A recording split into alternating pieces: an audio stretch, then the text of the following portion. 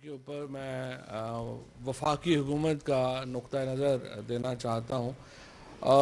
एक तो कोई शुबा नहीं है कि पाकिस्तान में कोरोना वायरस जो है वो बड़ी तेज़ी से दोबारा फैला है, और हमारी बड़ी बदकिस्मती है इस रीजन की कि नरेंद्र मोदी साहब की हुकूमत ने जो इक़दाम करने चाहिए थे कोरोना वायरस से बचाव के, वो नहीं किए, जिसकी वजह से हिंदुस्तान अब एक सोर्स बन गया है पूरी दुनिया में। ये जो कोरोना वायरस की चौथी लहर आई है ये हिंदुस्तान से उठी है, और इसकी जो बड़ी वजह है वो ये है कि जो हिंदुस्तान की हुकूमत है वो बदकिस्मती से उन इक़दाम ऐसे नहीं ले सकी जिससे कि ये कम होता। और उस वक्त जब हम बिल्कुल फतह के करीब थे, इंसान जो था वो कोरोना वायरस के ऊपर एक कामयाबी से उसका मुकाबला करके हमारी मईशतें बाहर आ रही थी, उस वक्त हिंदुस्तान की हुकूमत की इंतहाई गैर ज़िम्मेदाराना पॉलिसीज़ की वजह से पूरी दुनिया जो है अब दोबारा डेल्टा वायरस, जो कि बुनियादी तौर के ऊपर एक इंडियन कोरोना वायरस है, उसका शिकार है, और उसकी वजह से दोबारा मुश्किलात का सामना जो है वो करना पड़ रहा है। लेकिन इस सूरत हाल के अंदर जो सिंध हुकूमत के इस वक्त के जो फ़ैसले हैं उनसे एक तशवीश की लहर दौड़ गई है। मैंने कल भी ये बात बड़ी वाज़ेह तौर के ऊपर कही थी कि इस सिचुएशन के अंदर जो जिस तरीके से हमने पहली 3 लहरों का बड़ी कामयाबी से मुकाबला किया है, जब आपकी स्ट्रेटजी, आपकी हिकमत अमली कामयाब हो रही है तो आप उसको ऐसे नहीं बदलते।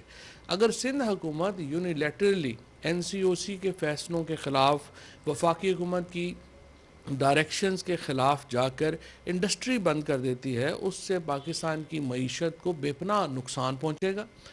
ना ही कराची में कर्फ्यू जैसी सिचुएशन होनी चाहिए, ना ही इंडस्ट्री को बंद करना चाहिए। आप वैक्सीनेशन के ऊपर ज़ोर दें, जहाँ पे 100% इंडस्ट्री के अंदर वैक्सीनेशन हो गई है, आप उस इंडस्ट्री को खोलें। और जिस तरीके से जो रिस्ट्रिक्शंस आप लाना चाह रहे हैं उसके नतीजे में सिंध की हुकूमत आम आदमी की मुश्किलात में इजाफ़ा करेगी, रोज़गार जो है उनका वो बैठ जाएगा। और दूसरी बात यह है कि सिंध जो है वो पाकिस्तान की मईशत की शाहरग है। जब मईशत ऊपर जा रही है उस वक़्त आप एक कंप्लीट लॉकडाउन की बात कर रहे हैं, जो बड़ी नामुनासिब बात है। और इसके ऊपर आर्टिकल 149, आर्टिकल 151 और फिर सुप्रीम कोर्ट का फ़ैसला बिल्कुल वाज़ेह है, आप इनफरादी फ़ैसले नहीं कर सकते।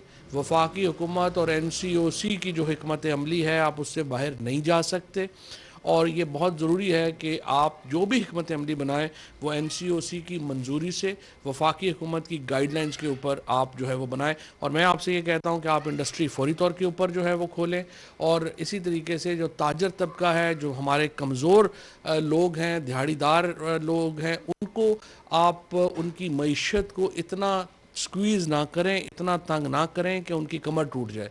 आप जो आपको हिकमत अमली दी जा रही है आप उसके ऊपर अमल करें। अगर आप इतने बड़े बुजुर्ग महर होते, इतने अक्लमंद होते तो आज कराची की हालत ही ना होती।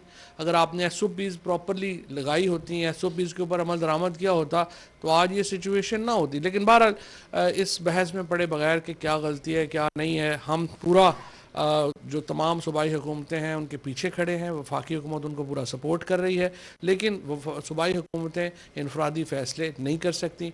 इंडस्ट्री को आपको खोलना होगा और आपको NCOC की गाइडलाइंस के मुताबिक हिकमत अमली बनाना होगी।